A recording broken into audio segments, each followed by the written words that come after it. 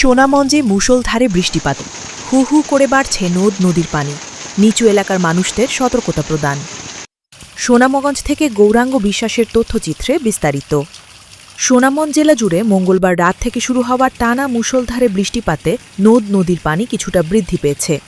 গত ২৪ ঘণ্টায় জেলার প্রধান প্রধান নদীর পানি উল্লেখযোগ্য হারে বৃদ্ধি পাওয়ায় নিম্নাঞ্চলে বন্যা পরিস্থিতির আশঙ্কায় উদ্বেগ বাড়ছে স্থানীয় বাসিন্দাদের মাঝে।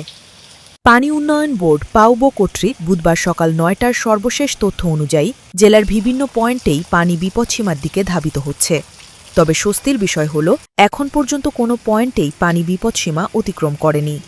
সুনামগঞ্জ পানি উন্নয়ন বোর্ড পাউবোর তথ্য অনুযায়ী জানা যায়, জেলার ছাতক উপজেলা সদরের পয়েন্টে সুরমা নদীর পানি বাড়তে শুরু করেছে। গত ২৪ ঘণ্টায় সেখানে ৩৫ সেন্টিমিটার পানি বৃদ্ধি পেয়ে বর্তমানে বিপদসীমার মাত্র ০.৯৭ মিটার নিচ দিয়ে প্রবাহিত হচ্ছে।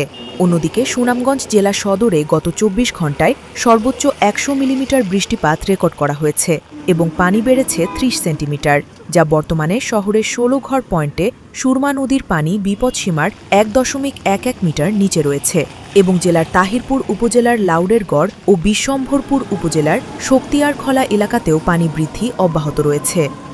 গতকাল রাত থেকে শুরু হওয়া অবিরাম বৃষ্টির কারণে শহরের নিচু রাস্তাঘাটে কিছুটা জলাবদ্ধতার সৃষ্টি হয়েছে। উজান থেকে নেমে আসা পাহাড়ি ঢল এবং স্থানীয় ভারী বৃষ্টিপাত এভাবে বজায় থাকলে আগামী ২৪ থেকে ৪৮ ঘণ্টার মধ্যে জেলার কোনো কোনো পয়েন্টে পানি বিপদসীমা অতিক্রম করতে পারে বলে আশঙ্কা করা হচ্ছে। পাউবো নির্বাহী প্রকৌশলী মামুন হাওলাদার জানান, পরিস্থিতির সার্বক্ষণিক পর্যবেক্ষণ করা হচ্ছে। নদী তীরবর্তী ও হাওড়াঞ্চলের বাসিন্দাদের সতর্ক থাকার পরামর্শ দেওয়া হয়েছে।